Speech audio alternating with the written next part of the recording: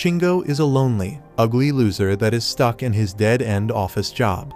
But one day, he reincarnates as a noble in the world of sword and magic. The only problem left is that he has so many older brothers that he's basically treated like a poor and ugly peasant. How will Shingo be able to become the strongest magician in the land and live off without any problems? The episode starts with our boy hero standing alone in the middle of a barren wasteland. Fierce men armed with pickaxes look aggressively at him. The boy raises his hand and concentrates, his magic coalescing in his right arm. He then releases the magic beam, destroying the boulders and rocks in front of him, thereby flattening the land.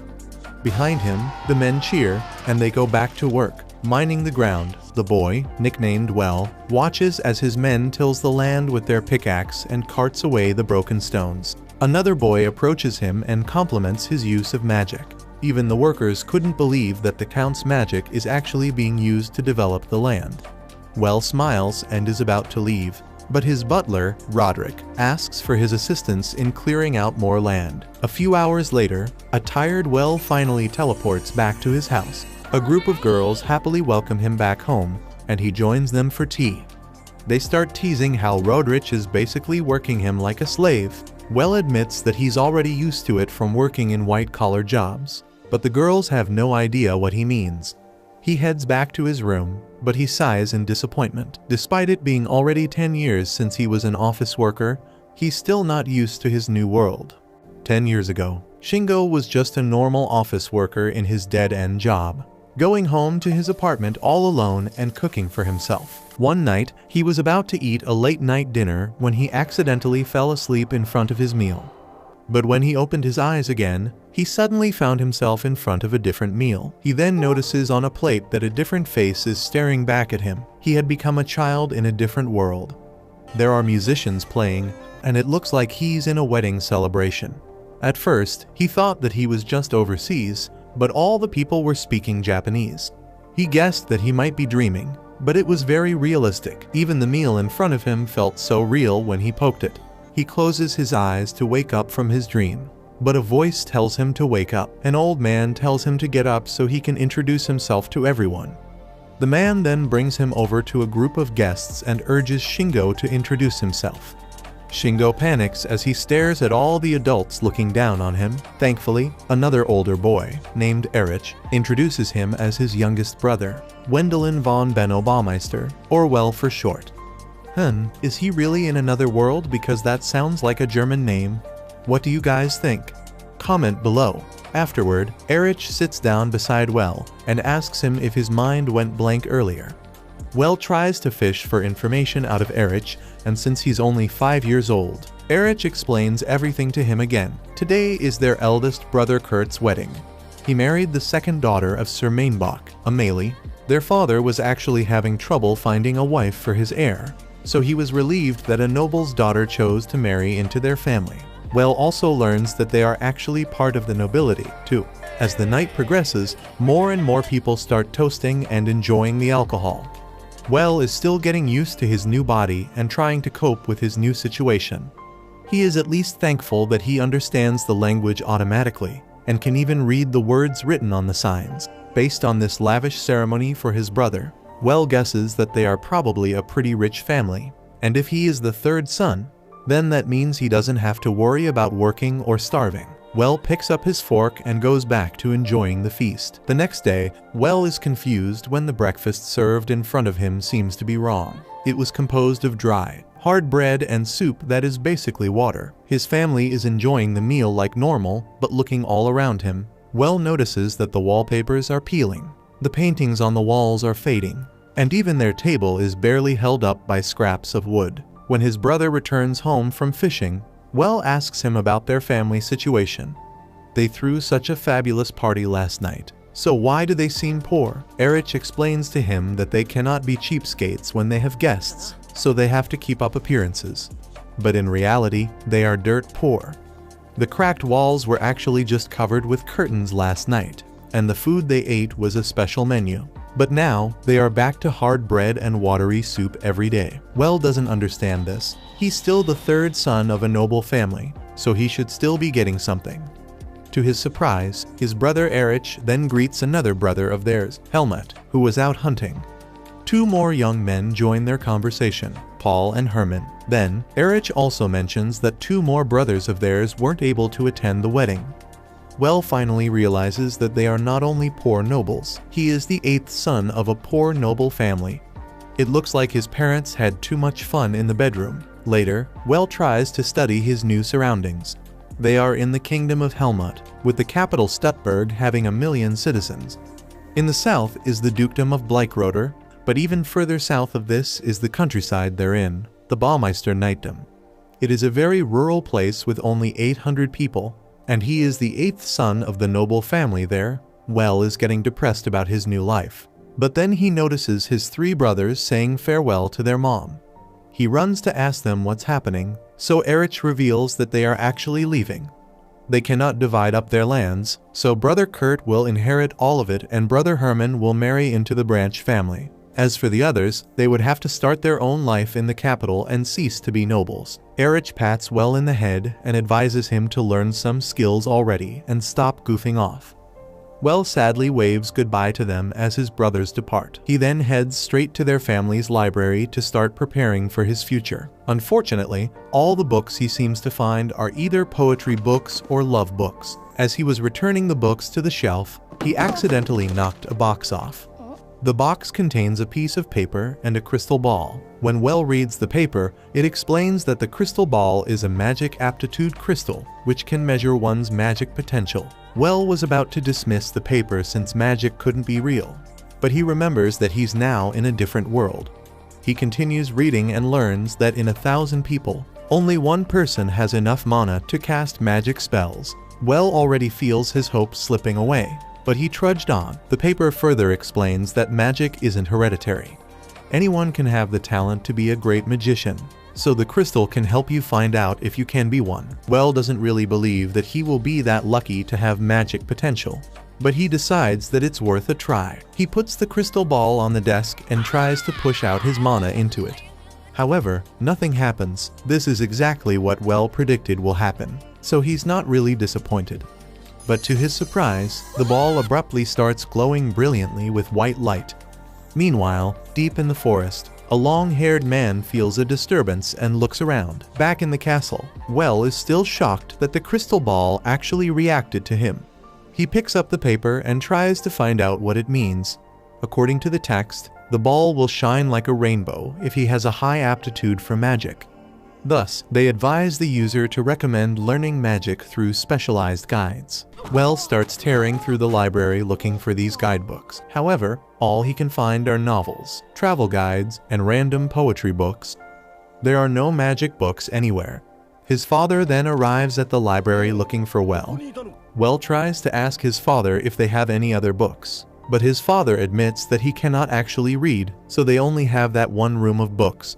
He does ask Well to go to the forest and gather firewood. Later in the forest, Well tries to cast magic with a random stick, but whatever he does, he cannot seem to activate his magic. He slumps to the ground, sad, but a voice suddenly starts talking to him. It was coming from a long-haired man that floated down the sky. The man was glad that he finally found someone on the same wavelength as himself. He kneels in front of Well and asks him for his name, but Well shakes in terror and tries to scare him off with his stick. The man apologizes for scaring him and gently throws away the stick. He explains to Well that he is a magician. Meanwhile, the stick the man threw falls down a nearby cliff and accidentally dislodges a large boulder. The boulder comes tumbling down the cliff and shakes the surroundings on impact. The man and Well look down the cliff to see what happened, and they saw that the boulder actually landed on top of a huge wild boar. The boar pushes the boulder off and spots them on top of the cliff. Thinking that they were trying to kill it, the boar charges up the cliffside. The boar lets out a piercing roar and Well tries to run away. However, the man abruptly grabs hold of Well and stops him from fleeing. He pulls Well back and points Well's hands towards the boar.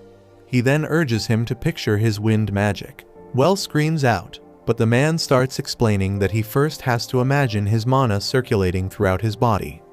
They both start glowing in green light, and energy concentrates on Well's hand. Well is still panicking as the boar charges toward them, but his magic finally coalesces and wind blasts out of his hand, pushing the boar back.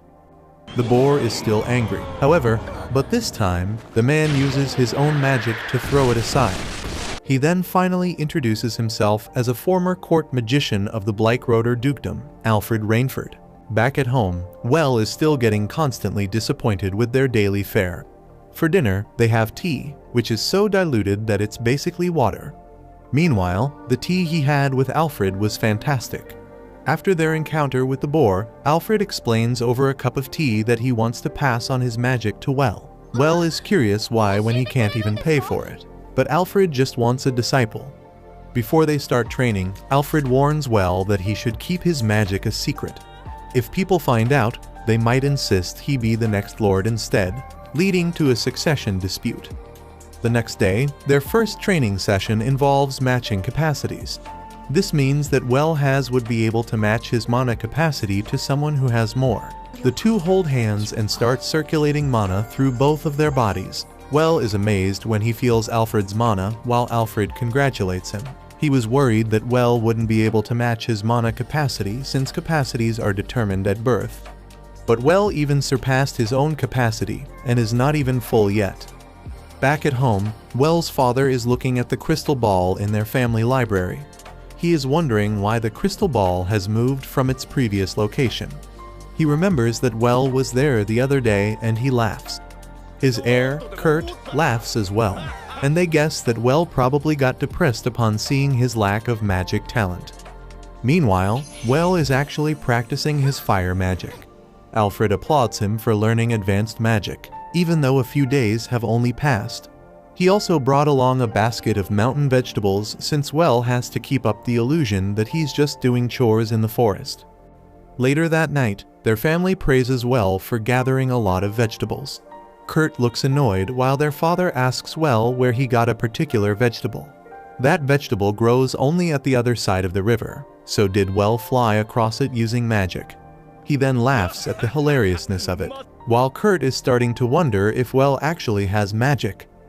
A few days later, Well and Alfred are flying through the sky with Well practicing how to use tracking magic. Well sensed the vibration and topography of the land beneath them, and when he found his target, he launched a powerful wind-propelled rock at it. They then roast the bird and share it between the two of them. Well even had a bottle of spicy wasabi that he offered to Alfred. Alfred didn't even seem to notice the spiciness of the wasabi. While enjoying their meal, Alfred warns Well not to go deep inside the woods. The forest is still home to lots of monsters way out of Well's level. The forest does contain lots of foodstuffs and rare herbs, so people are attracted to it, but they never return. After the meal, Well reveals to Alfred that he feels like Kurt is watching him lately. Wherever he goes, Kurt seems to follow and secretly watch him. Alfred guesses that Kurt might have realized Well's magical potential and is worrying about his position as heir. Truth be told, Well doesn't really like being lord. It sounds like a pain, and he also doesn't want to cause trouble for his sibling. On the other hand, he also doesn't really have any plans for the future. Alfred suggests that he can try adventuring, which actually piques Well's interest. He closes his eyes and wonders about his future. Meanwhile, a violet aura abruptly appears in Alfred's arm. Alfred grabs his hand and hides it from Well. He pushes the aura back, begging for more time. Thankfully, he succeeds. During dinner, Well reveals his plans of becoming an adventurer to his family. His big bro looks happy about this news, but their father points out they don't have enough money to enroll Well at the Adventurers Academy. At their next training session, Alfred shows Well the town where the Adventurers Academy is, at the town of Brightburg. It is a mercantile town, so everyone can join merchant guilds. Well realizes that he can earn money by joining one and selling items. But first, he has to learn how to travel there. One way to do that is through travel magic, specifically flying magic. Alfred then grabs Well by his arms before flying high into the sky. At first, Well screams like a little girl until Alfred slows down and Well sees the vast and wonderful world all around them. Later that night, Alfred has to fight off his dark curse again. The next day, Well is practicing his flying magic when Alfred reveals to him that it is their last training session. Well tries to ask him to stay because they have only been training together for 2 weeks, but Alfred shuts down his cries. During dinner time, their father shares that a whispering dead was spotted in the forest. This is an undead creature that looks like a human and can even speak to people.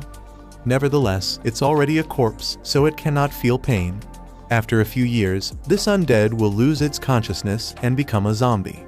Well suddenly remembers how Alfred felt cold to the touch and how he easily ate spicy wasabi. Concerned about his master, Well flies through the dark forest in search of him. The darkness made him tumble into the ground, but he finally meets with Alfred. Well warns him about the undead in the forest and tries to pull him along, but Alfred admits that he is actually the Whispering Dead. 5 years ago, he was accompanying the Duke in search of medicine, but they were attacked by monsters. Alfred fought while the Duke tried to retreat, and in the end, he met his doom when his mana ran out. However, he became an undead because he still has a wish he wants to accomplish. That wish is for him to be able to pass on his magic knowledge. So when he sensed Well's presence, he was overjoyed. He can finally move on. All that Well has to do is pass his final trial. He wants Well to purge him with holy magic. Well tries to protest, but Alfred shows the spreading undeath in his body. He cannot hold on much longer and he will become a zombie. Alfred starts teaching Well how to use holy magic. When Well starts casting the magic, the black aura surrounding Alfred starts getting purged away and Alfred screams in pain. Nevertheless, he still urges Well to continue. Tears start spilling out of Well's eyes since he doesn't want to say goodbye to his master, but Alfred asks him to remember everything he taught. Well bows and thanks Alfred before finally releasing him from his undead state. Alfred smiles in relief as he slowly fades into the light, and he advises Well to live his life. Well screams his pain and suffering into the night, but he wipes away his tears and smiles. He promises to follow his teacher's last words. A few years later, Well waves goodbye to his mother as he leaves home to accomplish his dream of becoming an adventurer. The Adventurer Academy is lively and full of noises from students sparring together. In one classroom, newly enrolled pupils are introducing themselves. A blue-haired chick introduces herself as Louise, while a pink-haired girl introduces herself as Ina. After Well introduces himself, their teacher hands out papers for them to fill out. This is the bane of all students, a group work. They would have to make a party with other students. During dinner, Well feels so lonely already since no one ever sat next to him. On a nearby table, Louise and Ina are gossiping about him. Well was the only scholarship student of their batch. Another boy, a blonde named Erwin, shares that Well's magic power is so high that even the instructor gave up on teaching him. If anyone was able to get on a party with him, their whole academy life would be a breeze. That is actually why everyone seems to be already starting at Well, and is afraid to come near him. Thankfully, Erwin already has a plan. They guess that Well is always alone because he's busy appraising them.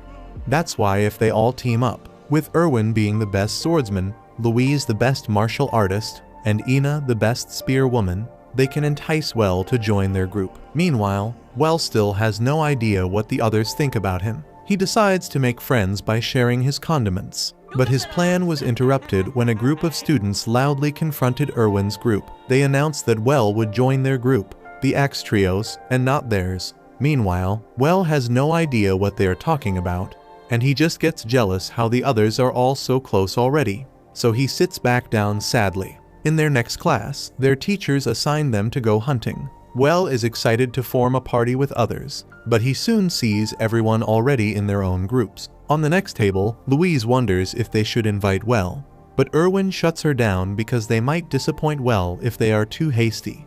They misunderstood Well's solo party as a challenge for them to capture more creatures if they want to join his level. A few hours later, the students present their prey to the instructor. Erwin's group is pretty confident since they caught 3 whole boars. When Well enters, he pulls out a magic bag given to him by Alfred and starts pulling out various animals. Soon, he filled up the whole table. Seeing his strength, The Axe Trio gives up on making Well their party members since he's clearly out of their league. The others also see this and leave the room. Meanwhile, Well, who is suffering from success, is receiving the bounty from his kills. He was about to invite everyone to join him for a meal, but when Bro turned around, no one was there. That night, Erwin is sharing his woes to the girls. Since they were all not the eldest children, they were treated as disposable. The worst thing is that when they awakened their powers, they became more op than their family. Thus, their parents and siblings avoided them due to embarrassment. They are getting angry that their dreams are getting trampled on just because they were born late. They decide not to give up and make Well recognize them. The next day, Erwin and the girls delve deep into the forest, but they immediately get surrounded by wolves. Thankfully, Well is hunting nearby and senses them with his tracking magic. He might become their friends if he saves them, so he quickly zooms toward the scene. Erwin, Louise, and Ina are doing their best fighting off the wolves, but their superior numbers are proving too much to handle. Erwin gets injured, and more wolves jump at them. But Well finally arrives. With one spell, rock spikes quickly fill up the area, flinging the wolves back and protecting the guys within. Later, they apologize to Well for the trouble and explain that they just wanted to make him recognize them. Well was confused, but the others further admit that the magic Well used is truly S rank, and he is in a whole other world than them. Thus, they are giving up on forming a party. Well was about to stop them, but their instructor barges in and happily announces that they are all invited by the Duke for a party. Their classroom was abuzz with their invitation to such a prestigious army. However, one party pooper guesses that they were all probably invited because the Duke is trying to get in contact with their great mage classmate. Well overhears this and gets sad that they all think so lowly of themselves. The only ones who didn't care were Erwin and the girls, who were already planning on what to wear. At the party, their classmates' guess was proven true when Duke Bleichroder ignored the others and went straight to talk to Well. The Duke introduces himself as Amadeus and greets Well. He invites Well for a private discussion, but to the shock of everyone, Well also invites Louise, Ina, and Erwin with the justification that they are his party members. Inside the Duke's mansion, Duke Amadeus introduces Well to his current court magician, Brantag Ringstadt. He is also Alfred's former teacher. Brantag reveals that he actually felt Alfred's presence disappear 7 years ago. Since Alfred was an undead, Brantag guesses that Alfred finally fulfilled his wish and found a disciple. Well now came from the same region where Alfred died, and he is even carrying Alfred's magic bag. So is he Alfred's disciple? Well admits that he is and tells Brantag of his master's last moments. Brantag was sad that a child had to go through exorcising his own master. But he's also thankful to Well for giving Alfred peace. Well then returns the contents of the magic bag, which was the supplies from the Duke's army when he went to the forest in the past. After the meeting, Ina and the others are discussing what they had just overheard earlier. They are ashamed to judge Well in the past. In reality, Well was just like them, the spare son of their noble parents. When Well arrives, they all apologize to him. They also admit that they were actually only planning to use Well's power to improve their own lives by being at a party with him. Well laughs and admits that he actually just used them earlier. He didn't want to be alone with the creepy Duke, so he made them tag along. However, he does want to be at a party with them. The others laugh and happily accept him. Meanwhile, the Duke arrives and informs Well that he will actually get a finder's fee for returning Alfred's belongings. This totals to 1,000 gold coins, and it turns out Well will also inherit Alfred's estate. Later that night, Well is having a meal at his new mansion. It was so big that he felt alone once again. He wonders if the others would be willing to live with him. Well and his friends are in a magic airship flying in the sky on the way to the capital. They are on their way to attend his brother Erich's wedding. Louise was so excited that she's already wearing her most flamboyant outfit, ready to riz her way into becoming a noble's employee. She is hoping to attract any nobles who might hire her as a retainer. Erich is marrying into the Brandt family, so there should be nobles around. Meanwhile, Erwin is busily clutching a pole, not to dance, but because he doesn't trust a flying ship not to fall from the sky. Brantag, who is acting as their guide to the capital, assures them that a magic airship would never fall out of the sky. Unfortunately for him, he spoke too soon, as dark clouds abruptly filled the sky. And in the middle of this storm, a huge skeletal dragon appears. The passengers immediately turn into Karens and complain to the crew about the dragon. However, the crew assures them that they will get rid of the dragon. After all, they have the great magician, Brantag, aboard. Meanwhile, inside the ship's bridge, Brantag is actually already admitting defeat against the dragon. He cannot beat an undead dragon because he cannot use holy magic to purge it. However, he does know someone who can. He then turns to Well. Well tries to reject them, but Brantag peer pressures him to do it. Well uses flight magic to approach the skeletal dragon, which quickly breathes out dark miasma at him. He is unscathed thanks to a timely placed barrier, but the trees underneath them all rotted away. As for the airship, Brantag is maintaining a large barrier around it to protect the passengers from the battle. Well starts casting holy magic, but the dragon notices them and charges in for an attack. What ensues next is a game of cat and mouse as Well flies to dodge the dragon's claws. Thankfully, he manages to finish his spell and casts it on the dragon. The dragon tries to retaliate, but Well's magic strikes through its acid breath and hits it directly. The dragon didn't want to die alone. I mean, who does? So the dragon attacks Well with his dying strength. Well uses a magic barrier again to shield himself, and a few seconds later, the dragon disintegrates and its bones fall off. Well starts to collect the bones using his magic bag, and while he is doing so, he sees a large red gem along with the bones. It was the dragon's core. The passengers held a party back at the ship, and Brantag introduces a former party member of his, Eritirio, who is now a merchant.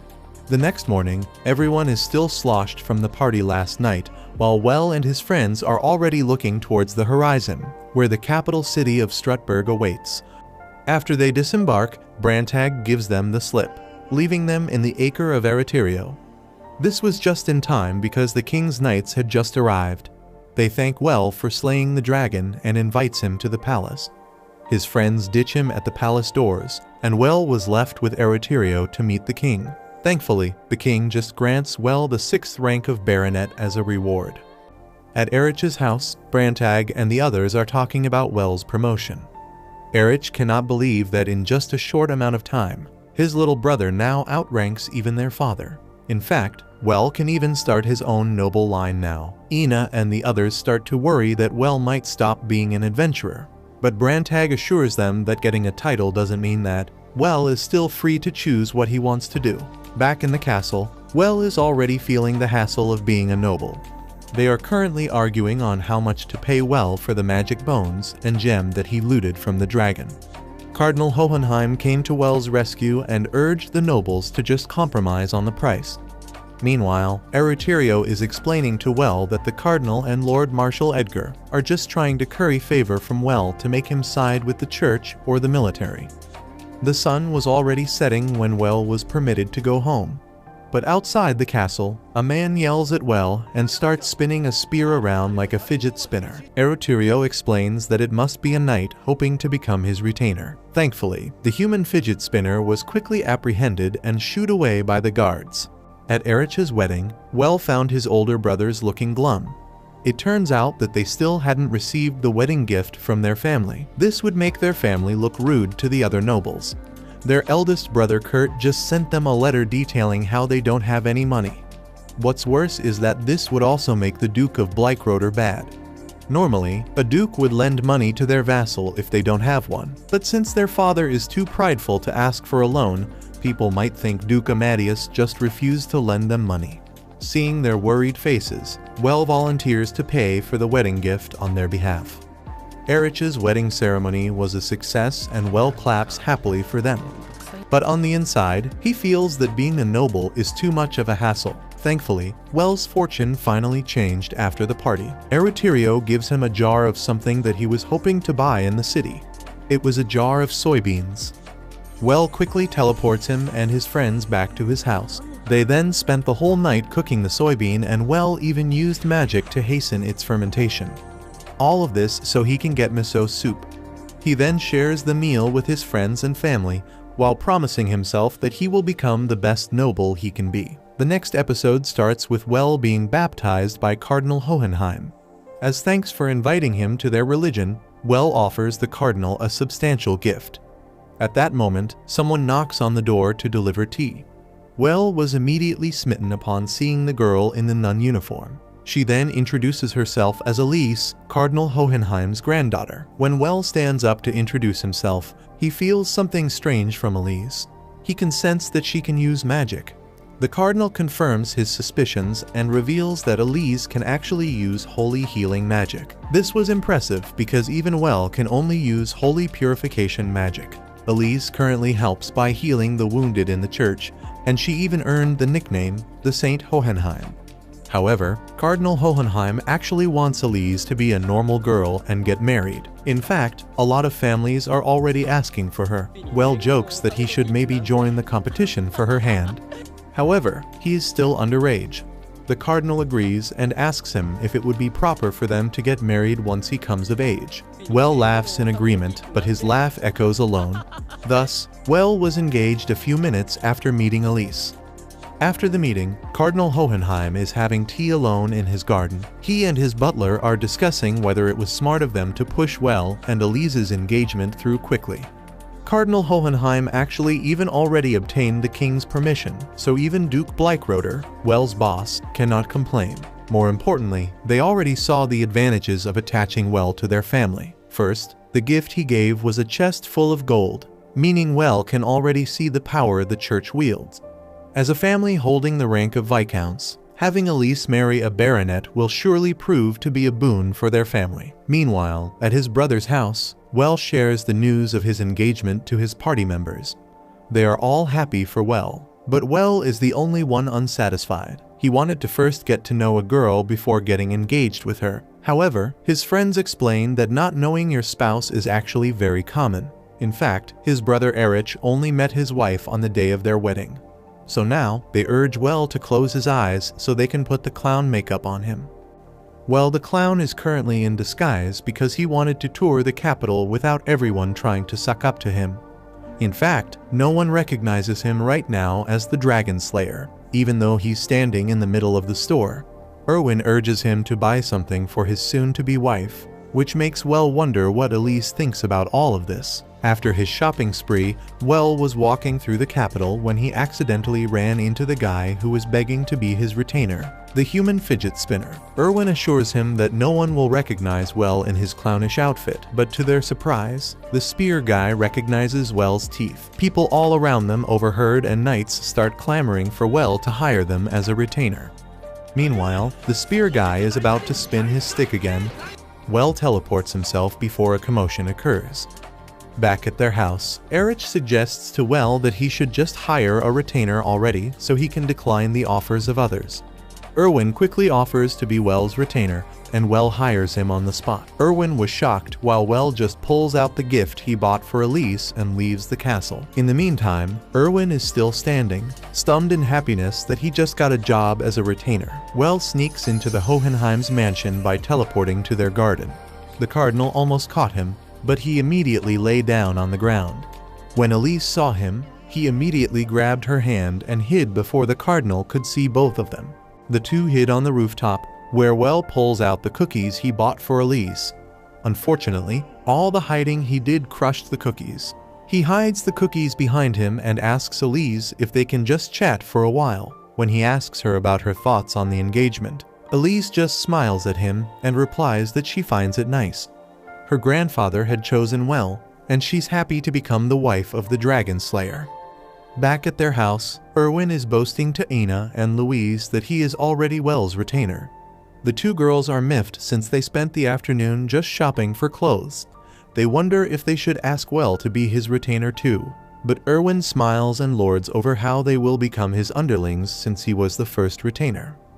When Erich and his wife appear, Erwin gets distracted while Louise finds an alternative idea on how they can get above Erwin.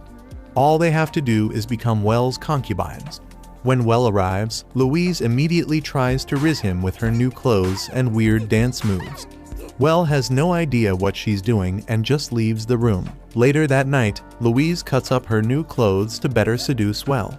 Ina compliments Louise's drive, but Louise admits that she's just doing this in the hopes that her family would acknowledge her when she manages to open her own dojo.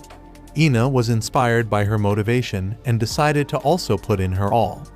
Meanwhile, Well had just received a dinner invitation from Elise. The next day, Elise and Well share a pretty awkward dinner. After the meal, Well was about to leave when the Hohenheim butler leans in and advises Well to give Elise something to commemorate their first date. Thus, they head to a nearby jewelry shop. Rings of various sizes and gems adorn the jewelry shop's shelves. For Well, it all looks tacky and unrefined. Elise quietly insists to Well that he doesn't have to buy her something expensive, but Well assures her that he has money. After all, he still has the reward he got for defeating the dragon. He then spots a pretty plain ring on the shop's corner. The store owner suggests that he should buy something else because it's too plain for an engagement ring. But Well can see how Elise smiles upon looking at the ring. Thus, he decides to buy it.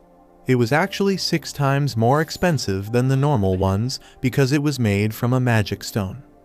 After buying the ring for Elise, they head back home. In the carriage ride, Elise asks Well if he actually knew the ring was made from a magic stone. According to the store owner, it can store great magic power, so Well probably bought it, so Elise can be useful in the future. However, Well clarifies that all of that wasn't true. He just chose the ring because he thought that it would suit Elise. He then admits to Elise that throughout his stay in the capital, he was constantly getting exhausted by the pressure of being called a dragon slayer. Likewise, he is amazed by Elise, who was able to withstand the pressure of being called a saint ever since she was young. He then starts putting magic on the ring, and it bathes the carriage in red light. It then creates an illusion of starlight all around them. Amazing Well. Meanwhile, Elise just stares at Well, touched by the heartfelt conversation they just had.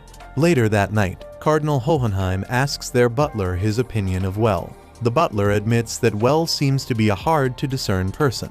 However, he did notice that unlike other men who treated Elise like a saint, Well just treated her like a normal young girl. Erwin, Louise, and Ina are enjoying their stay in the capital. Erwin asks the girl how their plan to seduce Well is going, but the girls insist they are in no rush.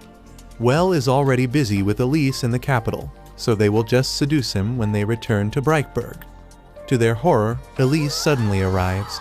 Thankfully, she didn't overhear what they were just talking about. Erwin informs her that Well was summoned to the palace. However, Elise wasn't there to meet up with Well, but to actually meet up with them. She wants to ask them what kind of man Well is. Meanwhile, at the palace, the king had just asked Well to slay another dragon. Since he's still technically a noble under the king's rulership, Well has no choice but to agree. The Knight Commander explains to Well and Brantag their most recent expedition. They plan to develop the nearby Palkenia Prairie to resolve the capital's food shortages. Unfortunately, that prairie is the territory of an ancient dragon named Gregorland, since only mages can withstand a dragon's breath. They want to enlist Well and Brantag's aid in driving away the dragon. Well is unsure if 2 mages can defeat an ancient dragon, but the king has an additional man for the job. A muscular man barges into the room and happily greets them all. He then kneels in front of the king and fiercely declares that the 3 of them will go to the Palkenia Prairie at once and vanquish the dragon. He is the palace magician, Armstrong. Despite looking like a warrior, he is actually a very strong mage.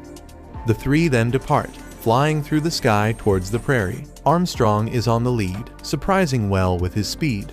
They are currently headed toward the military garrison on the border of Palkenia Prairie. From there, they will finish out a strategy and prepare everything they need before facing the dragon. Back at Erich's place, Erich updates the others regarding Well's new mission. It turns out that Well wasn't sent there just to get rid of the dragon. Once the dragon's gone, the monsters living in the prairie might come out in force and attack the nearby towns. So Well will also have to exterminate them all. He will even be allowed to raise a temporary army to do it. The others ask why a landed noble with an actual army wasn't the one assigned to the mission. But it turns out there was a political reason for it. If another landed noble did it, they might ask for the land. But since Well is just a noble of the robe, they can just reward him with medals and money while the royal family keeps all the land. Meanwhile, they hear a commotion outside their estate's gates. A group of knights is still gathering outside, wanting to be Well's retainer. Leading them is the human fidget spinner, still spinning his spear around. They will be the ones who will make up Well's temporary army. Erwin already pities the one who will lead the ragtag group of knights, but Erich explains that Erwin will actually be the one who will do it. Since Well is in the field, his retainer, Erwin, would have to take up the role. Erwin tries to reject the position, but the others assure him that he will do fine. Thus, Erwin spent the next few days marching the army towards Palkenia Prairie. Their temporary army consists of a noble's child or a masterless retainer, all hoping to earn some glory in the battlefield and rise their rank in society. During the night, Erwin shares his tent with his party members. The girls are actually also getting anxious since this would be their debut battle. Thankfully, they only have to fight against normal monsters compared to Well, whose debut battle was against the skeletal dragon.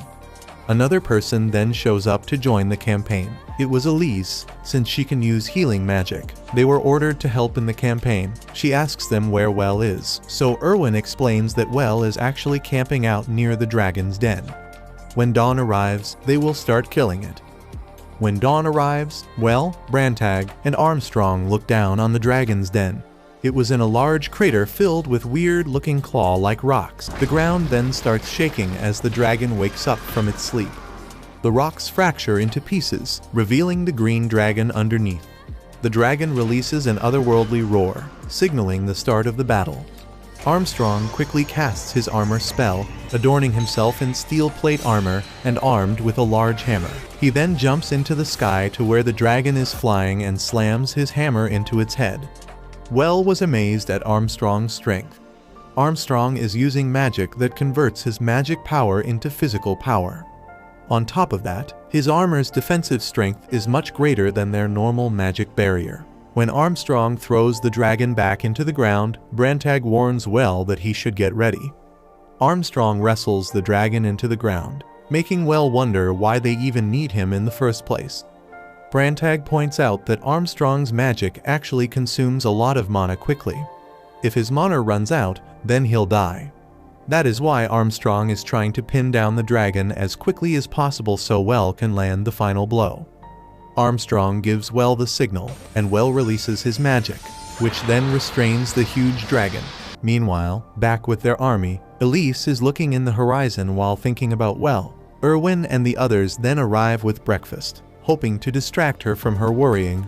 They even introduced Elise with Well's favorite food, the miso soup that they created together. Their banter makes Elise happy until another soldier arrives bearing news. Well had just successfully defeated the dragon. Back in the field, Well stores the dragon's corpse in his magic bag. This mission doesn't have a lot of rewards, so they are planning to sell the dragon's corpse to earn more money.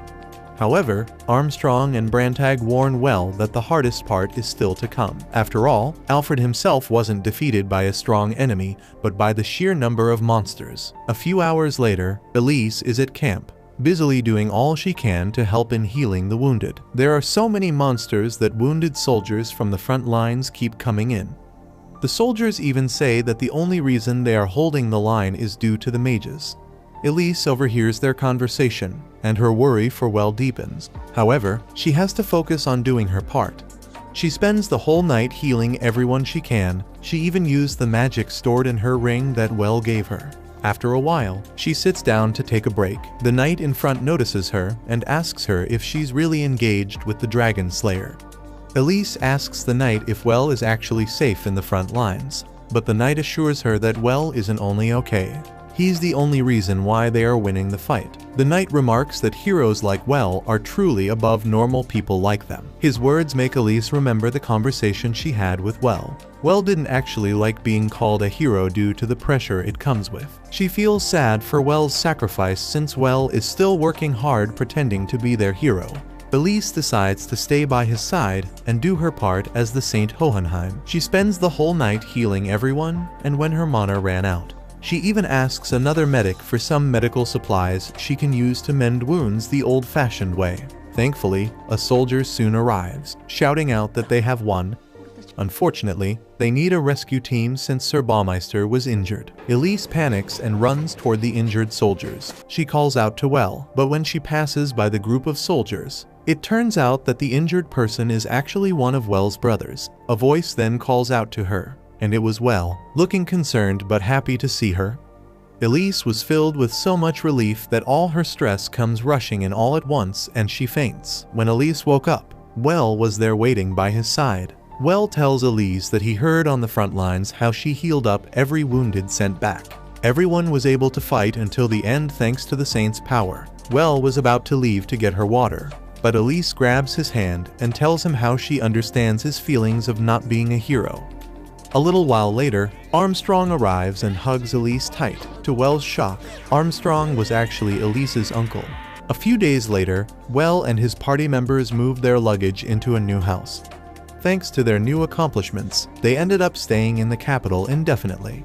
Elise drops by to bring some miso soup and Well welcomes her. She also actually wants to clarify something with Well. Since he's living with Louise and Ina, she had thought that he was already engaged to them. Well quickly explains that they are just party members living together, but he also took the chance to ask for her opinion about concubines. However, Elise was perfectly fine with them, just like everyone else Well asked.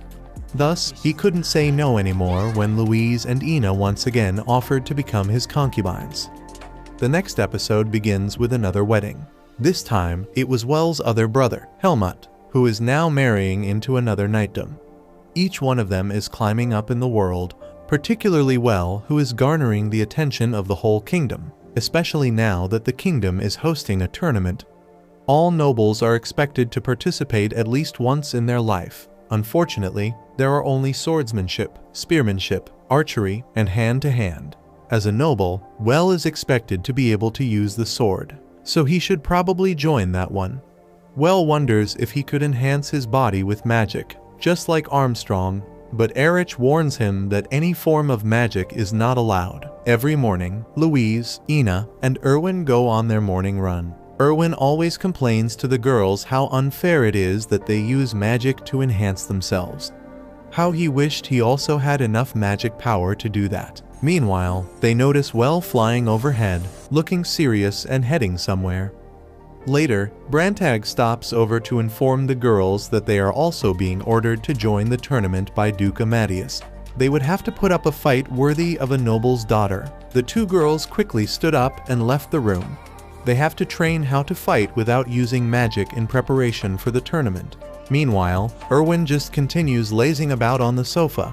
Even if he gets defeated in the tournament, he has nothing to lose. However, Brantag points out that if he doesn't train himself, the others might see him as a liability in their party and kick him out.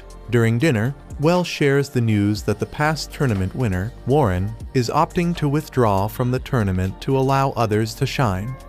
This means that it would be a little bit easier for them to earn glory in the tournament. However, he also asks for the others' permission to add Elise to their party. The others readily agree, since Elise's healing magic would surely be a boon for their party. Meanwhile, Erwin feels anxious with his own position in the party. Thus, he loudly proclaims to everyone that he will win the tournament and not get left behind. The next day, Erwin gives his full effort during their jogs, leaving the two girls behind. Meanwhile, an almost dying Well tries to catch up to them. They also did pull-ups and weapons training, with Well failing to control his own sword. Even when the sun goes down, the three still continue with their training, while Well is already sick in bed from exhaustion. Erwin ended up training so much that his hand bleeds from holding his sword, and yet he still continues swinging. The girls are starting to think that maybe Erwin can actually win the whole tournament. Unfortunately, they then received some bad news regarding the tournament. It turns out that Warren was ordered by the king to join the tournament and act as a hurdle for the youths to overcome.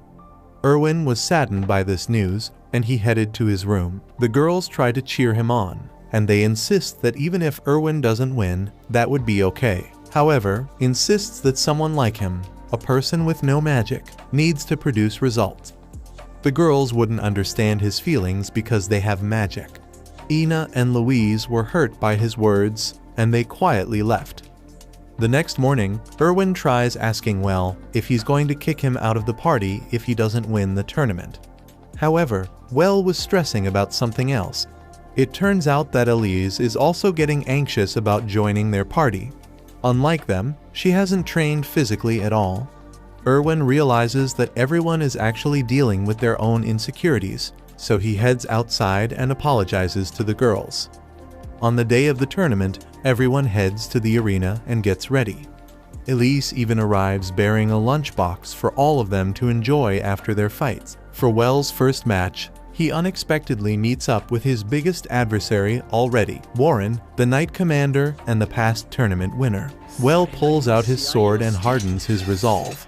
But when the bell rings, signaling the start of the duel, Warren blitzes his way forward and slams the hilt of his sword to Wells' stomach, knocking him out instantly. When he wakes up, he joins the others for tea while his team members fight in their own rounds. With each win, Erwin climbs up the ranks in the swordsmanship division, Ina in the spearmanship division, and Louise in the hand-to-hand combat division. Unfortunately, Louise met her end in the semifinal round of the preliminaries. Brantag commends her efforts since she managed to get a rude ranking despite her magic fist style being a disadvantage on duels prohibiting magic. As for Ina, she managed to reach the final preliminaries of the spearmanship division and shockingly, her next opponent is the human fidget spinner. He gets excited upon seeing Ina because this means Well might be watching and seeing his performance. At the start of the duel, Bro stepped forward and started thrusting into Ina. Ina tries to counterattack, but Bro blocks her spear with his own. He then uses his signature fidget spinner move and disarms Ina. Ina reports her loss to the others and informs them that the human fidget spinner is actually pretty strong. His name is Rodrich, and being from a merchant family, he is also knowledgeable with accounting and the laws. However, she notices that Well wasn't listening. He had fallen asleep, since he was actually the one who prepared all the foods Elise brought today. Meanwhile, Erwin had just won his semifinal round. Unfortunately, he received a pretty deep wound in his shoulder, and to make matters worse, his next opponent is none other than the Knight Commander, Warren himself. The girls patch up Erwin's wounds while an official urges him to forfeit the next round. His wounds are too serious for him to continue. However, Erwin has already made up his mind to finish and win the whole thing. The girls reveal that they actually know what Brantag said to Erwin. Erwin points out that Brantag is just telling the truth, that he might become a liability. However, the girls show him their lunchbox and the food that Well prepared. That is proof that Well would probably never kick them out of their party. Erwin takes a bite out of himself and stands up. As a member of Well's party, he doesn't want to retreat against a foe. A few days later, Erwin and Ina started training under Warren's guidance. As for Louise, she invites Well to train with her and her master. They have to prepare as much as they can for the next 2 years in preparation for them becoming adults and proper adventurers. To Well's shock, it turns out that Louise's master is actually Armstrong. Well realizes that he might actually become a musclehead like them, but he happily joins their training. 3 years later, in the countryside of the Baumeister Knightdom, Well's family is trying in vain to improve their land. Kurt was reviewing some tax documents when his wife arrived bearing news. Visitors had arrived from the capital. Kurt was surprised that visitors came from such a faraway place, but he gets annoyed when he learns the topic of what they came about: his brother Well. At the castle, the visitor hands Kurt a letter from the capital's auditor. Kurt dismissively hands the letter to his wife and guesses that it's probably just another request to join Well's family. Kurt angrily tells the visitor that he doesn't care how famous Well becomes. However, his wife suddenly cries out after reading the letter. It turns out that Well had died after exploring an ancient ruin. A few days earlier, Well had successfully become a full-fledged adult and a licensed adventurer. He was so excited because in the past, he was always pressured by his noble obligations. But now, he is finally free to adventure where he likes. As their first mission, Brantag gives them a request from the king to explore some ancient ruins. It looks like Well is still the king's errand boy after all. Well's party heads into the dungeon with Brantag acting as their party advisor. Brantag warns them that adventurers were actually already sent to survey the ruins, but none of them returned. The guild then sent some veteran adventurers to check up on the earlier teams, but they also never returned. Thus, the guild came to the conclusion that there must be a dragon in the ancient ruins, and who better to defeat a dragon but the dragon slayer Well himself. Not only that, They also named their party the Dragon Busters after all. While walking through the tunnels, Well scolds his party members for hiding behind his back. Erwin, however, points out that only Well has experience fighting dragons, and if it breathes on them, they would surely die. Meanwhile, Brantag uses detection magic to recon the area before finally proceeding inside the ruins' doors. Surprisingly, the inside is empty once more, with no signs of the previous adventurers. Brantag abruptly senses something and shouts at everyone to get outside. Unfortunately, it was too late. The doors had already closed, and a magic circle appeared underneath their feet. The magic circle glued their feet to the floor, while Brantag shouted at everyone to prepare for anything that might happen. This was a trap left behind by the ancient magic civilization. All of a sudden, each of them vanishes one by one. Elise tries to grab Well's hand, but he also vanishes before she can do so. A few seconds later, she also vanishes away. When they wake up, they are now in another room entirely. A sign on the wall welcomes them to a thing called reverse hanging. Brantag surmises that the teleportation had brought them to the deepest level of the ruins. Now, they have to climb their way up and out of the ruins. Louise smiles at Well since Well can just teleport them anywhere. However, Well sadly informs them that for his teleportation spell to work, he has to have complete awareness of his destination and his current location. Unfortunately for them, they have no idea where they are right now, so he cannot just teleport them out of the way. The only thing they can do is to climb the stairs. They climb up to the next level of the ruins. Elise clings to Well's cloak in hurry, so Well gives her a smile, reassuring her. When they enter a room at that level, the door behind them abruptly closes and the soldier golems inside slowly awakens. Well was about to unleash his magic, but the others stopped him. They have no idea how many floors they have to climb, so it would be wise if they conserve Well's magic. The three warriors destroy the golems with their sword, spear, and fists. Meanwhile, Brantag and Well support them with magic to prevent them from being overwhelmed. After the fight, Elise heals their wounds. Ina spots skeletons lining the room's walls, and Brantag guesses that they must be the previous adventurers. When they head to the next stairs, it was also full of soldier golems. Thus, they went back into action, with Well giving one last sad look to the adventurers and wondering how much longer before they could escape. In the outside world, the king and Armstrong are starting to worry about Well's party. It has been 5 days without news, and other nobles are starting to say that Well is probably dead. In fact, the nobles are gossiping happily about Baron Baumeister's demise. When Cardinal Hohenheim passes by, they express their worry about his granddaughter. But Cardinal Hohenheim assures them that Well and Elise are still alive. When the cardinal turns around the corner, he bumps into Lord Commissioner Ruckner. They can then hear the nobles laughing from the corridor, and they wonder who is spreading the rumors of Well's death in the first place. Unbeknownst to them, the person spreading the rumor is actually the Lord Commissioner's own brother, Baron Ruckner, who is the current castle auditor. He also orders his men to send a letter to Kurt informing them of Well's death and hoping that his sons would inherit Well's title. This is all part of his convoluted plot to replace his own brother as the Lord Commissioner. Back in the ruins, everyone is haggard from the 5 days of non-stop fighting. Nevertheless, Well tries to keep a happy mood while sharing a meal with Elise. They are taking turns between fighting and resting, with only 2 hours of sleep. They are making progress, but they cannot keep it up forever. Floor after floor, the group decimates the golems waiting inside. However, their fatigue is also catching up to them, and their wounds are adding up.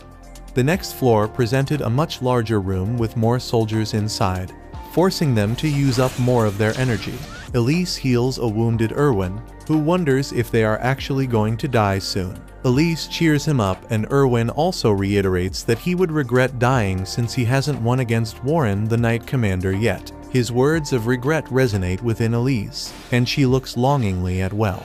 Before entering the next floor, Elise encourages Well and tells him that they'll soon escape, or else she will regret not marrying him earlier. Her words cheer Well up, and they enter the next floor, ready for combat.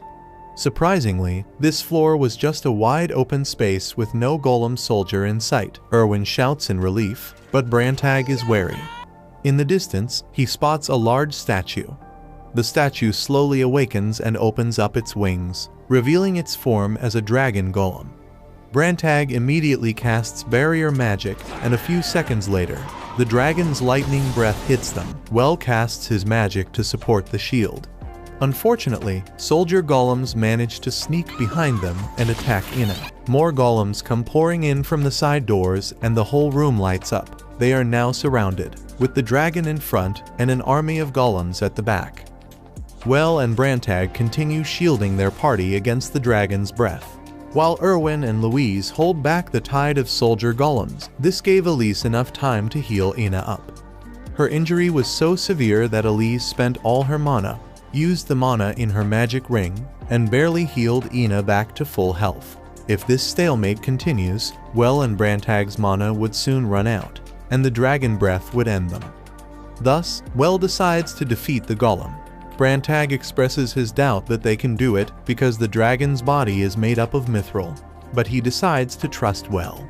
He gives Well the remainder of his magic power, and Well pushes the dragon's breath back with a magic beam of his own. Soon, Brantag runs out of mana and he smiles at Well. Well had reminded him so much of Alfred.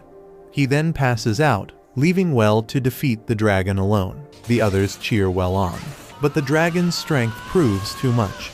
He was once again being pushed back by the dragon's attack. Feeling his consciousness fading, Well apologizes to everyone.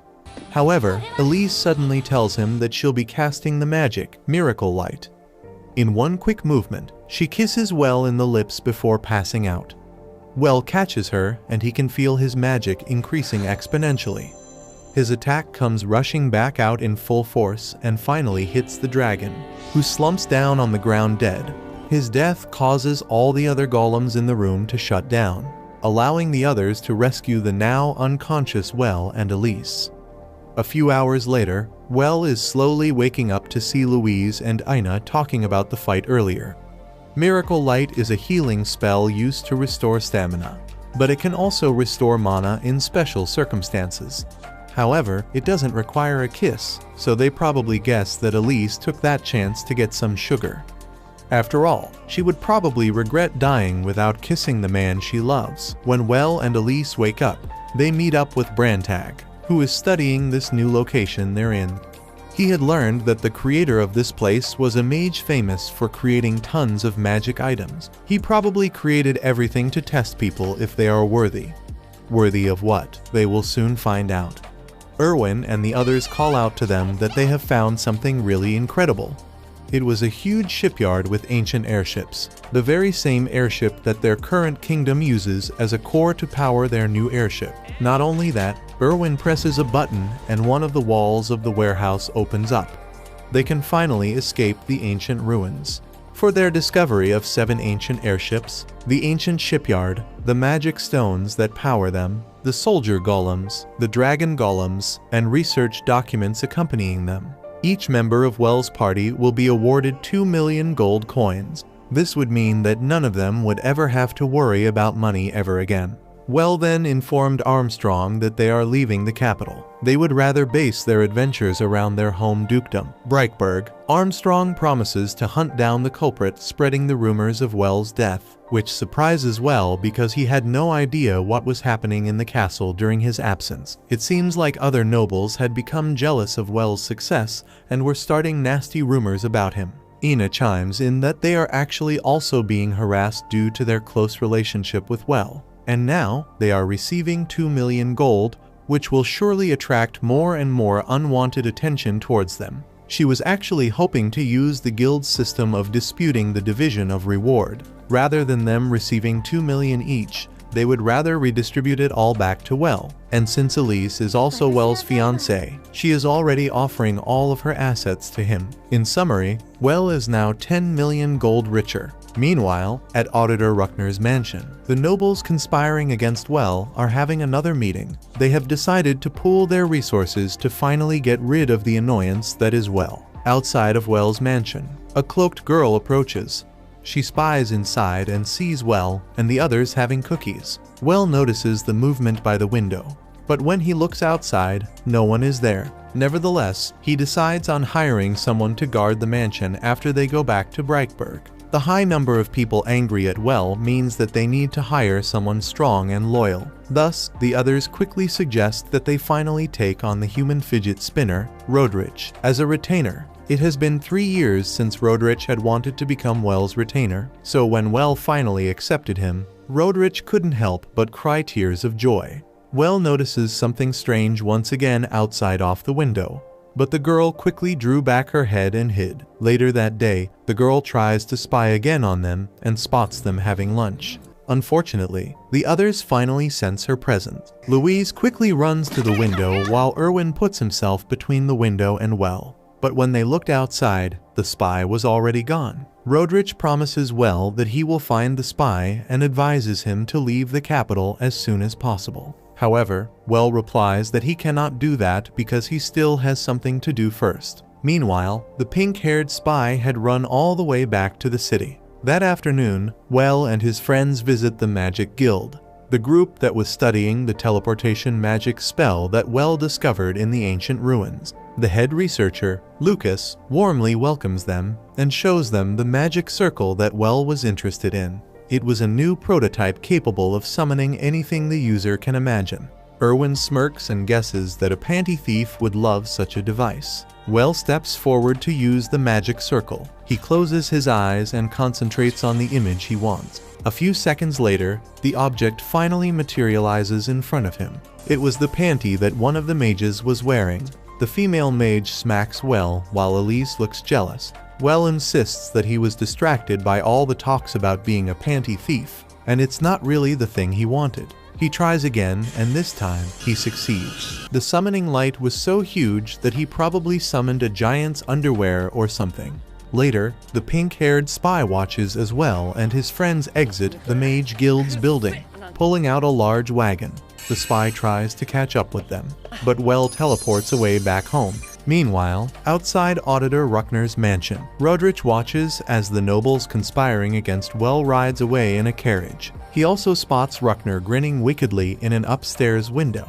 The spy is back in Well's mansion, and when she peeps through the window, she sees Well having a huge party. It looks like he's throwing a going-away party before he leaves the capital in thanks to all the people who helped him. These include Duke Amadeus Bleichroder, Armstrong, Brantag, and even Cardinal Hohenheim. Well then wheels in a large dish full of sushi made from tuna. These were actually the items Well had summoned from the Mage Guild's teleportation circle. The nobles are curious how to eat the strange dish, so Well demonstrates how to eat it and how to use the soy sauce, something he developed for 3 years. The visitors love the taste, while the spy outside the window can just watch them enviously. Meanwhile, Rodrich reports his findings that Auditor Ruckner was the origin of the rumors about Well's death. Well was surprised since he never even talked to the auditor.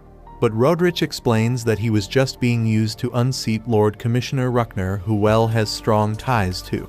Rodrich also reports how Ruckner had sent a messenger to Well's family, in the hopes that Kurt would feel indebted to the auditor, and when Kurt's sons inherit Well's title, this would in turn increase Auditor Ruckner's influence. Thankfully, Rodrich promises that he already has plans that would surely distract Auditor Ruckner in the days ahead. In his mansion, Auditor Ruckner learns that rumors about him being the one who conspired for Well to die in the ancient ruins were being spread throughout the city. Not only that, the castle had heard this rumor and is now summoning Auditor Ruckner. Of course, this was Rodrich's plan of using another false rumor to fight back. Rodrich also reveals that he is actually a bastard son of Auditor Ruckner. Elise then arrives to offer them some tuna, but the spy outside sees this and couldn't take it any longer. She breaks into the mansion and starts walking menacingly towards Well. Erwin tries to apprehend her, but she just flips him over like a pancake. She then charges straight towards Well, but to his surprise, she stops at the table and eats a slice of sushi. Lord Marshal Edgar, the kingdom's marshal, then forwards and introduces the girl as Wilma, his daughter. Wilma reveals that she's actually just investigating Well to see if he could feed her. She saw all the delicious tea, cakes, and sushi that Well had eaten throughout the day, so she could gladly tell Well that he passed. She then walks away with Elise to look for more food. Edgar apologizes for his daughter's behavior, while Brantag remarks that he could feel Wilma was sick with the hero syndrome. This means that she always has magic running through her muscles, making her extremely strong, but also has an enormous appetite. Ina and Elise immediately take a liking to Wilma, with the two wanting to feed the hungry girl fatty tuna. Edgar was actually hoping that Well hire Wilma as a bodyguard. He even offers her to him in marriage. Well rejects his offer and tries to point out that he just wants to go back adventuring and hunting monsters back in their dukedom. However, this makes Edgar realize something, and he asks Duke Amadeus if he's truly planning to make Well hunt monsters. Duke Amadeus smiles and tells the confused Well that he actually has a mission for him. All of these happened in the past few days. Back in the present, Kurt had just opened the letter telling them of Well's death. It also details how their son could inherit the title that Well left behind. Kurt laughs at his sudden good fortune, but his wife suddenly screams upon seeing something outside. When Kurt looked outside, it was Well and his friends. Brantag led the discussion between Well's party and his father. They explain how 15 years ago, the former Duke Bleichroder led an expedition into their forest in search of medicine. Unfortunately, this expedition resulted in the death of 2,000 soldiers. The corpses of those fallen had now become zombies, and the current Duke, Duke Amadeus, had just hired Well to purify them. What they want now is to discuss the handling of the monsters. Since the enchanted forest is under Baumeister territory, they would get a percentage of the sales from the raw materials obtained. The village chief, Klaus, chimes in that the normal percentage is 30%, but Kurt demands that this be raised to 50%.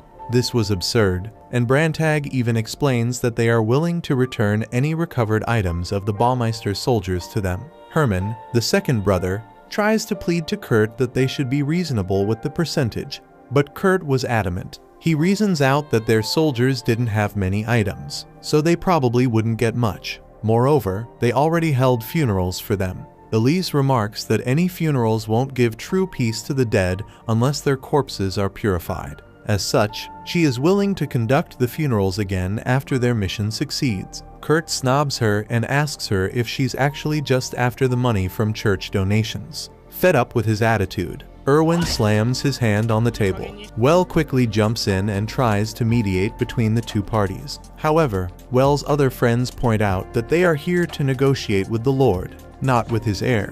Kurt was about to argue back again, but thankfully, we were all saved by the loud grumbling of Wilma's stomach. It looks like she wants some of the famous Baumeister watery soup.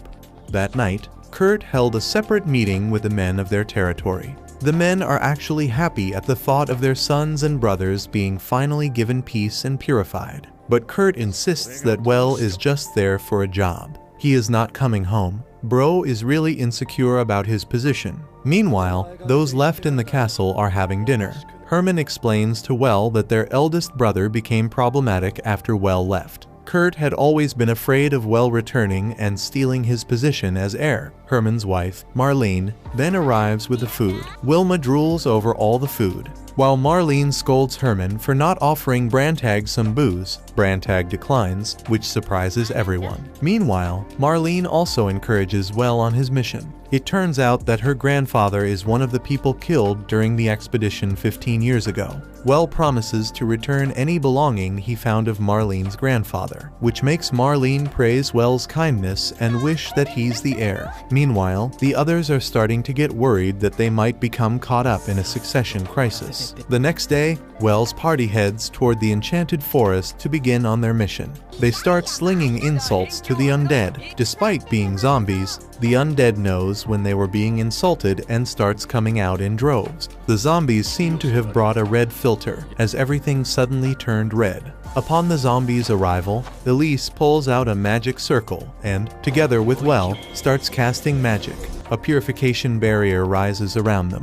When the zombies pass the barrier, they disappeared. Erwin feels useless since they don't really do anything, but Brantag tells them that collecting the dead's belongings is also part of their mission. This continues until most of the undead are finally gone. Even the former Duke appeared and was purified upon touching the barrier. Now, the only one left is Marlene's grandfather. They were waiting for him to appear when an undead wyvern abruptly landed on their location. The wyvern attacks, but with one swing of her axe, Wilma decapitates the dragon.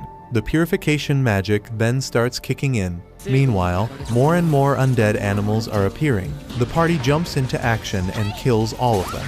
A few hours later, everyone is tired, and their purification magic disappears. Unfortunately, Marlene's grandfather is fashionably late and chose this moment to appear. Well approaches the undead, and to their shock, the undead talk. The undead had evolved into a lick. He asks them about his granddaughter, so Well explains that she is well. Not Well the main character, but well as in she is doing fine. The undead then drops his sword and allows Elise to peacefully purify him.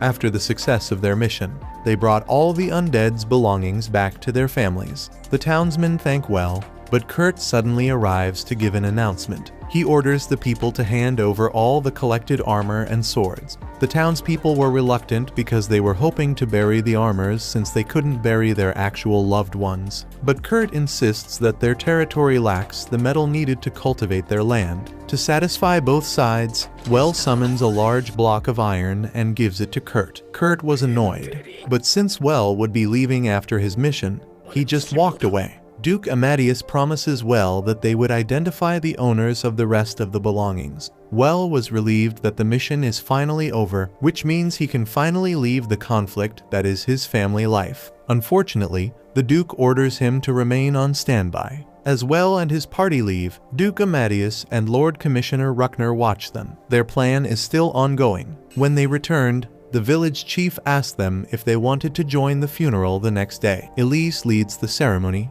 while the townsmen further get angry at Kurt for not even attending his own people's funeral. A grand dinner was held at the town in remembrance of the fallen, and the townspeople offered Well some wine. Well refuses and insists they offer it to Brantag, but Brantag already refused earlier, which seemed strange to Well. He then spots Kurt's wife, Amalie, and her sons giving their respect to the dead. Her sons were starstruck upon meeting Well, and they asked him for some of his stories. Ina and Louise put on a show narrating Well's accomplishments, while Well offers them some homemade candies afterward. The celebration had ended, and it was late at night when the village chief met up with Well again. He quietly approaches Well and asks him to become the territory's heir. Well was surprised, but the village chief insists that this is what everyone wants, and they would have no future under Kurt. Well tells him that he just wants to be an adventurer, but the village chief points out that he can just leave a retainer like Rodrich to handle the day-to-day responsibilities. This way, Well can still go on adventures while also being their lord. Brantag abruptly appears and also informs Well that this is also the wishes of the royal family. Brantag reveals to Well the full details of the king's plan. It turns out that the crown had wanted to develop the southern part of the kingdom for several years already. Unfortunately, this had never been accomplished, since the lords of these lands had all been ordinary people for generations, and now the latest heir is both ordinary and a pain to deal with. They also cannot just order his father to step down because every lord in the country would get angry since they might be next. That was when the crown implemented their latest plan. They sent Well back to his family to provoke his brother into action. Then, they would make their father retire early to take responsibility for his heir's actions. This would pave the way for Well to become the lord, who is now much more famous with the peasants for his mission of purifying their dead loved ones. Brantag never even drank any liquor to ensure that Well would be safe despite his brother's scheming. Moreover, all the reward money Well has been receiving is actually in preparation for him developing the land. The next morning, Well shares the crown's plot with his party members. They were surprised that Well is agonizing over the decision, since Well usually just follows the king's orders. However, they soon understand when they see Well playing with his nephews. If Well agreed to become lord, these kids would lose their future as nobles. Unfortunately, they never noticed that the village chief was eavesdropping on their conversation. That evening, a commotion interrupts Well's dinner. The townspeople had arrived wanting to talk to their lord and petition him to put Well as the heir. Herman tries to make the townspeople see reason. but the townspeople insist that they aren't afraid of any punishments. They plead for Well to make the decision before he leaves tomorrow. Well was confused since he didn't make any plans to leave. Meanwhile, Brantag notices that the village chief is watching them from the bushes. He confronts him and warns him that the crown doesn't like citizens interrupting with their own plans. The village chief accedes to his warning and walks away. However, he also warns Brantag to be careful around Kurt's wife, Lady Amalie. His truth rings true since at that time, Lady Amalie is actually watching the confrontation outside from her window. Amalie also overhears Kurt talking to the few citizens he is close to. She witnesses how Kurt basically orders those who commit treason against him be punished severely. The following morning, Well is still thinking deeply on what he should do. He also learns from Brantag that if he ever accepts the position, Kurt wouldn't be exiled, but be permanently silenced to avoid complications. In his next meeting with Kurt, Well tries once again to make some compromises. He asks Kurt for some undeveloped land when he becomes lord. In return, Well promises to help him rank up and even provide funds. This way, everyone's lives would improve and their whole family even advances. Kurt would still get to inherit all the lands they currently possess, while Well would have to take over the undeveloped land. Kurt was disgusted by his offer. He assumes that Well just wants to swindle him and steadily steal away his authority. He also orders Well to leave. Outside, Well bumps into Amalie. Well admits to her that his compromise wouldn't make anyone happy, but it was the best way to avoid hurting anyone. Now, he doesn't know what to do anymore. Amalie sees his suffering and reveals that she doesn't care about anything as long as her children are safe. In fact, even now she is trying to make them closer to Well so Well wouldn't take away their nobility. Well thanks her for the conversation and leaves. Back at his place, Well tells his friends that he will accept the position of lord. However, he won't let anyone die, so he asks them for their help. Everyone smiles at him and assures him that they will always be on his side. The next day, each one of them opens up a bazaar in town, with Well selling homemade condiments, Louise selling clothes, Ina with handcrafts, and Erwin with weapons. The townsfolk immediately flock to buy their wares. Kurt's supporters get frustrated since Well was stealing all of their customers, and they quickly express their complaint to Kurt. They ask Kurt if they should just kill Well, but Kurt quickly shuts them down. They are facing a magician, and they would all surely die if they do that. Kurt's supporters were returning to the village when Well abruptly appeared in front of them. They have been surrounded. The next morning, Kurt's last henchman reports the ambush to Kurt. However, they weren't hurt, but instead, all of Kurt's henchmen had now turned against him. Well had offered them funds and even training to improve their stores. Well is hoping that this would push Kurt to finally do something. Meanwhile, he and Roderick are looking for good places for Amalie and his sons to stay once the whole scandal erupts. As for Kurt, they are planning to send him to a church so that at least he won't be killed by the crown. All that Well needs to do is to convince Cardinal Hohenheim of his plan. Regarding other concerns, Roderick reports that more and more people are requesting Well for meetings. Lord Commissioner Ruckner and Lord Marshal Edgar are already close to Well, so more nobles are trying to cozy up to him as the balance of power shifts. Meanwhile, another plot is also afoot. Auditor Ruckner hands over an artifact to his subordinate and orders him to deliver it to Kurt. A few days later, Kurt was angry when only one person arrived at their meeting. Everyone else now supports Well, and the last person admits that he actually also received an offer from Well to train in the capital. He quickly exits the room, leaving Kurt in despair. Left with no choice, Kurt takes his knife and prepares himself to kill Well. However, a voice asks him if that would be enough. It was the auditor's subordinate. The auditor's subordinate then gives him an artifact and explains that it's a magic item called the Dragon's Flute. After handing over the artifact, the auditor's subordinate apologizes to Kurt for giving him mistaken information regarding Well's death. As an apology, they are giving him the artifact without any monetary payment. All they want in exchange is that they favor them during the negotiations for the undeveloped land. Kurt smiles and happily agrees. A few days later, Brantag senses Kurt arriving alone at the forest. They had left rumors of Well entering the forest alone, and they had hoped to bait Kurt into finally attacking him. Their plan of getting Kurt into a scandal is now in its final stages. They are actually surprised that Kurt went alone, but Brantag guesses that this probably meant Kurt had an ace up his sleeve. Well approaches Kurt in the middle of the forest and pretends that they just accidentally bumped into each other. However, Kurt calls out his acting and shouts to Well's retainers to appear. Thus, everyone else had no choice but to step out of the forest.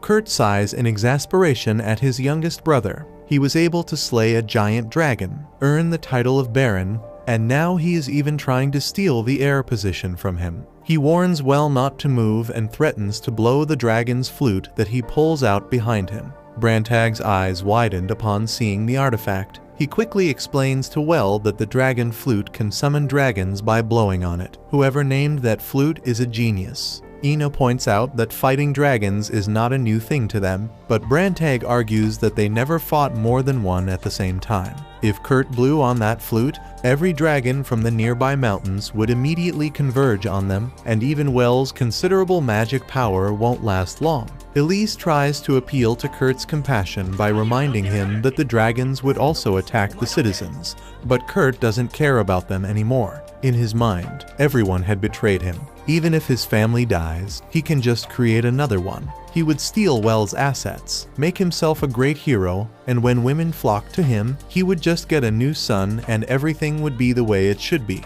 Well cannot move against Kurt's threats, so Brantag decides to slowly make a move of his own. As Kurt continues his crazy rants and complaints, Brantag abruptly attacks him with a magic laser. However, the laser seems to bounce off the flute. Kurt smiles creepily and blows on the flute.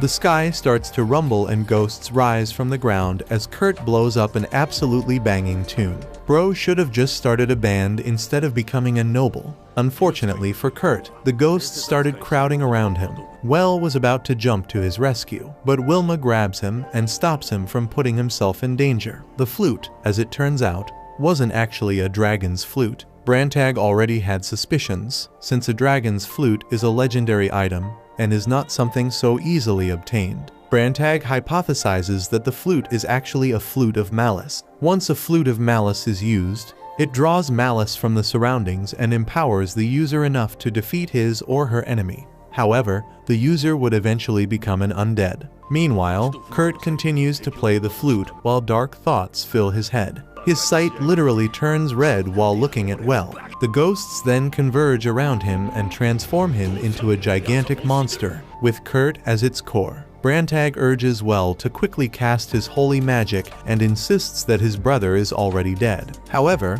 Well can only stare at his brother as the monster delivers a punch with his boulder-like fist. The fist was blocked with a golden light as Elise steps forward to do the purifying.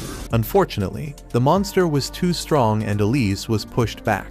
Elise was ready to sacrifice herself to stop the monster, but Well finally wakes up from his stupor and runs forward to help. He instructs Elise to expand the magic, just like they did in the enchanted forest. With one last look at his brother's corpse, Well starts pushing his magic out. The golden light soon covers up the whole monster, and it gets purified, leaving only the magic flute to fall back to the ground. Meanwhile, Kurt's malevolent spirit flies across the kingdom. In his mansion, Auditor Ruckner is discussing using his son Rodrich against Well when the spirit suddenly breaks in through the window. It heads directly to Ruckner and attacks him. The next day, knights have cordoned off Ruckner's mansion. Well and Rodrich are also there and learn that Ruckner along with his conspirators had died from the spirit. As for the spirit, it has already been purified by priests. It seems that the spirit was part of the monster that Well purified, but it was guided there by Kurt's hatred. Unfortunately, there is a rumor already going around that it was Kurt who did all of these things. This would mean it would be difficult for Amelie and her sons to relocate there. In the end, Amelie and her sons relocated and lived with Herman.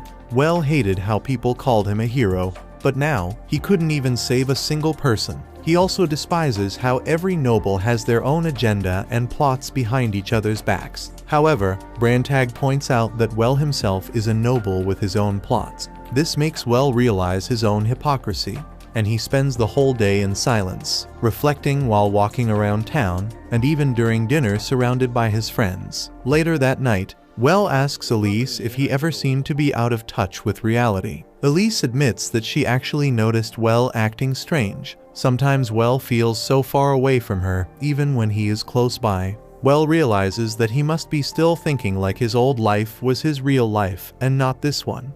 That he hasn't yet accepted the reality of this world. Elise holds Well's hand and Well smiles. He promises that from now on, he'll try to become a proper noble. When Well was next summoned by the king granted him all the undeveloped land confiscated from the Baumeister knightdom. In addition, he also asks Well what he wants as a reward. In turn, Well mentions how 12 noble positions had opened up due to the deaths in Auditor Ruckner's home. Thus, he wishes to be able to grant 2 of these positions himself. The king's face turns serious, since the king should be the only one able to grant titles. Lord Marshal Edgar scolds Well for his audacity, and Cardinal Hohenheim orders him to rescind his request. However, Lord Edgar then insists that they should grant the undeveloped land to someone else. Lord Amadeus speaks up in defense of Well, but the others accuse him of only trying to increase his own dukedom. The nobles start arguing once more until Armstrong shouts at them to be quiet. He then instructs Well to rescind his request too, since he clearly disturbed the peace of the palace. Instead, Armstrong petitions the king to grant him a portion of the undeveloped land himself. The king finally takes control of the conversation and rejects Armstrong's offer. He instead reiterates that Well would be the one to develop these lands. Meanwhile, Armstrong secretly winks at Well. His plan to help Well worked. This proves that Armstrong isn't only Armstrong, but Armsmart as well.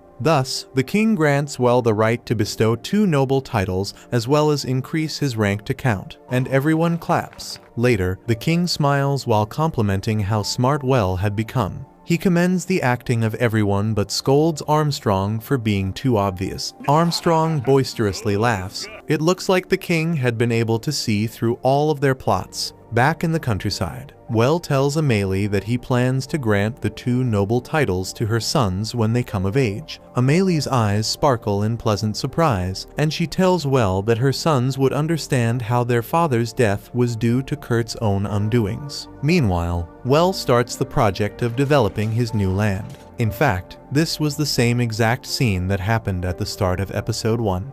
They planned to clear more lands, especially for the church that Cardinal Hohenheim sponsored, and the facilities that Lord Commissioner Ruckner, Lord Marshal Edgar, and Duke Amadeus are planning to build. These are all in exchange for their support and help in getting Well the right to grant the 2 noble titles earlier. However, they wouldn't be able to intervene in one special thing. Well pulls out a blueprint, and in it is drawn the plans for a whole miso and soy sauce workshop. The others soon start arriving with their own requests for the day, making Well confused but happy with his new busy noble life. That night, Well happily shares a meal with his friends, and he realizes that being the 8th son wasn't so bad after all.